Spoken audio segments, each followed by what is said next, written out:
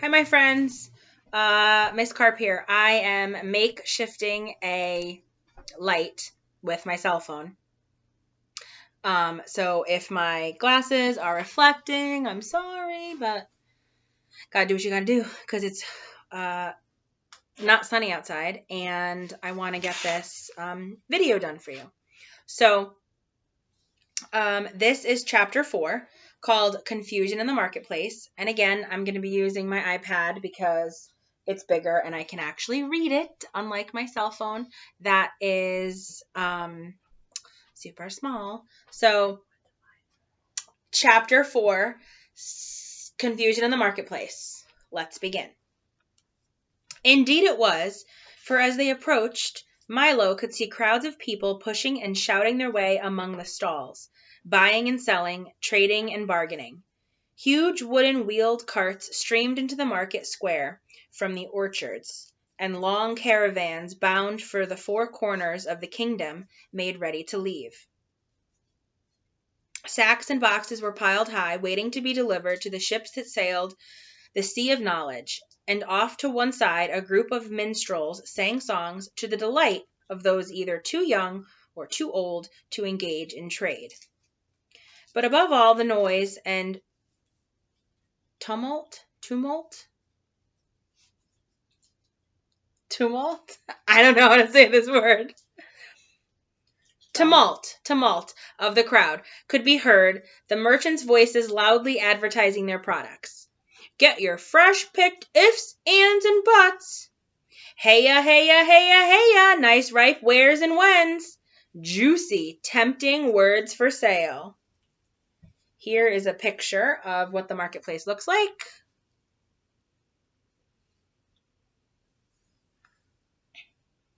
So many words and so many people. They were from every place imaginable, and some places even beyond that, and they were all busy sorting, choosing, and stuffing things into cases. As soon as one was filled, another was begun. There seemed to be no end to the bustle and activity. Milo and Tok wandered up and down the aisles looking at the wonderful assortment of words for sale. There were short ones and easy ones for everyday use, and long and very important ones for special occasions, and even some marvelously fancy ones packed in individual gift boxes for use in royal decrees and pronouncements. Step right up, fancy, best quality words right here, announced one man in a booming voice. Step right up. Ah, what can I do for you, little boy? How about a nice bag full of pronouns? Or maybe you'd like our special assortment of names? Milo had never thought much about words before, but these looked so good that he longed to have some.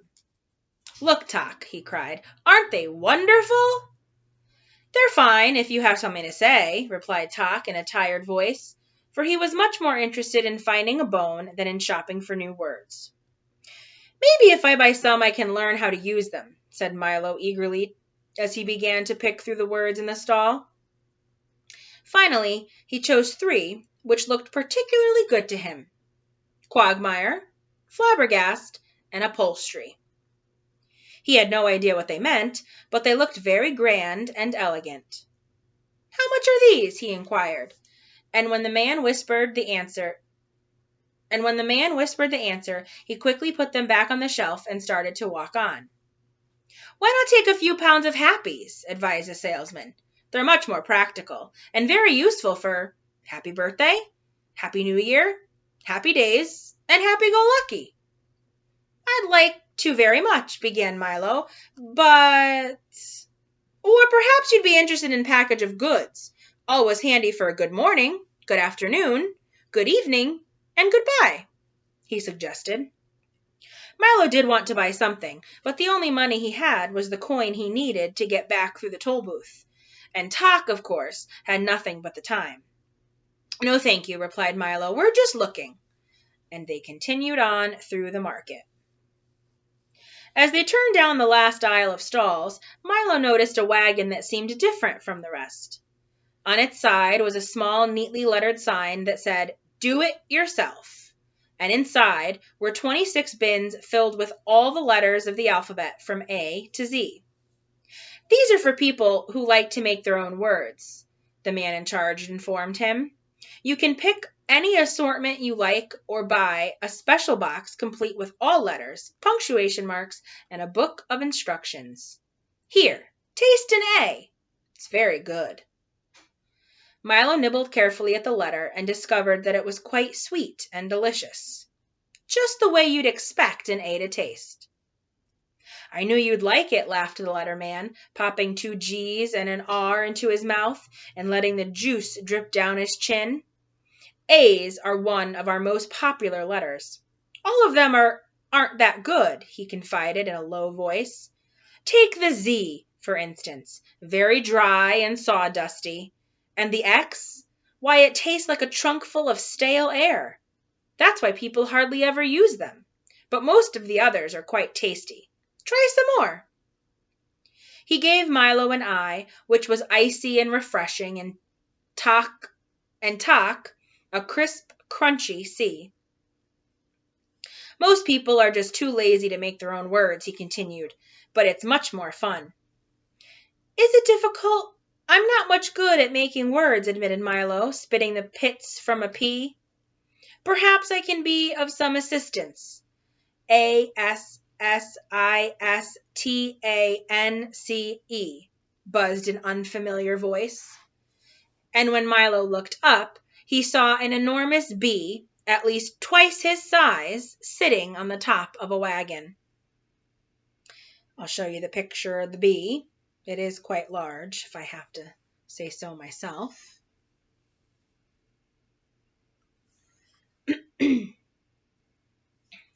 I am the spelling bee, announced the spelling bee. Don't be alarmed. ALARMED. Tock ducked under the wagon, and Milo, who was not overly fond of normal-sized bees, began to back away slowly. I can spell anything. ANYTHING, he boasted, testing his wings. Try me. Can you spell goodbye? Suggested Milo as he continued to back away. The bee gently lifted himself into the air and circled lazily over Milo's head. Perhaps, PERHAPS, you are under the misapprehension, MISAPPREHENSION, that I am dangerous, he said, turning a smart loop to the left.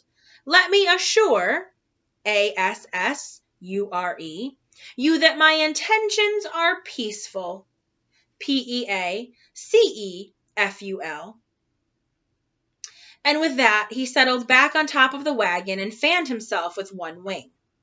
Now, he panted, think of the most difficult word you can, and I'll spell it.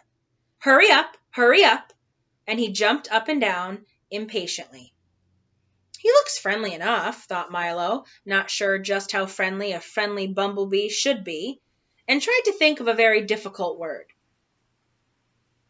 Spell vegetable, he suggested, for it was one that always troubled him at school. That is a difficult one, said the bee, winking at the letterman. Let me see now. He frowned and wiped his brow and paced slowly back and forth on top of the wagon. How much time do I have? Just 10 seconds, cried Milo excitedly. Count them off, Tock. Oh dear, the bee repeated, continuing to pace nervously. Then, just as the time ran out, he spelled as fast as he could. VEGETABLE. Correct! Shouted the letterman, and everyone cheered. Can you spell everything? Asked Milo admiringly. Just about, replied the bee, with a hint of pride in his voice. You see, years ago I was just an ordinary bee minding my own business, smelling flowers all day and occasionally picking up part-time work in people's bonnets. Then one day I realized that I'd never amount to anything without an education, and, being naturally adept at spelling, I decided that... Balderdash! shouted a booming voice. And from around the wagon stepped a large, beetle-like insect dressed in a lavish coat, striped pants, checked vest, spats, and a derby hat. Let me repeat. Balderdash! He shouted again, swinging his cane and clicking his heels in midair. Come now, don't be ill-mannered. Isn't someone going to introduce me to the little boy? This, said the bee with complete disdain, is the humbug. A very dislikable fellow. Nonsense! Everyone loves a humbug, shouted the humbug. As I was just saying to the king the other day. You've never met the king, accused the bee angrily. Then, turning to Milo, he said, Don't believe a thing this old fraud says. Bosh, replied the humbug. We're an old and noble family, honorable to the core. Insertion humbugium, if I may use the Latin. Why, we fought in the Crusades with Richard the Lionheart, crossed the Atlantic with Columbus, blazed trails with the pioneers, and today many members of the family hold prominent government positions throughout the world. History is full of humbugs. A very pretty speech, Speech, sneered the bee. Now why don't you go away? I was just advising the lad of the importance of proper spelling. Bah! Said the bug, putting an arm around Milo. As soon as you learn to spell one word, they ask you to spell another. You can never catch up, so why bother? Take my advice, my boy, and forget about it. As my great-great-great-grandfather, George Washington Humbug, used to say. You, sir, shouted the bee very excitedly, are an impostor. I am Postor, who can't even spell his own name. A slavish concern for the composition of words is the sign of a bankrupt intellect, roared the humbug, waving his cane furiously. Milo didn't have any idea what any of this meant, but it seemed to infuriate the spelling bee, who flew down, knocked off the humbug's hat with his wings.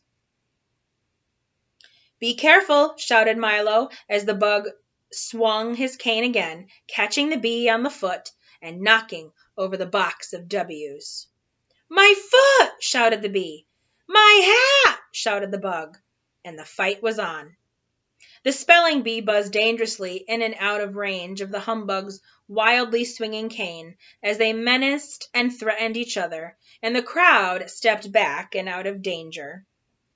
There's a picture, and if you look at the bottom, the box of W's that they spilled are on the floor, and they look like M's, because, if you turn a W upside down, it looks like an M.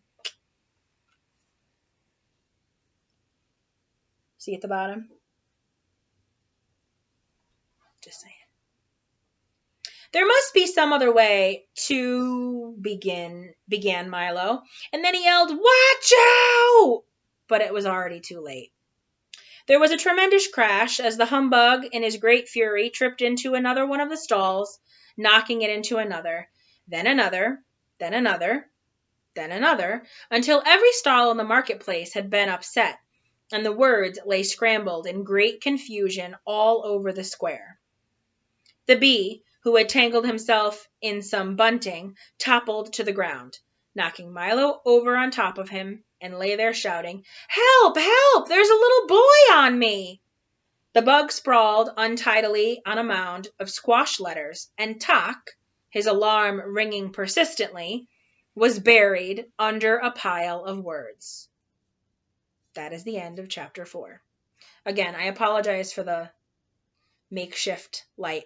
By the way, I feel like a YouTuber because if you didn't know this, all of the beauty YouTubers use lights, like ring lights, because the outside light isn't always in their house, especially if they don't have windows. So I feel like an official YouTuber. So thank you for making me feel that way, my friends. I hope you enjoyed chapter 4. Chapter 5 will be up tomorrow. And chapter 6, which will be mine, will be up on Monday. Miss Carp, out.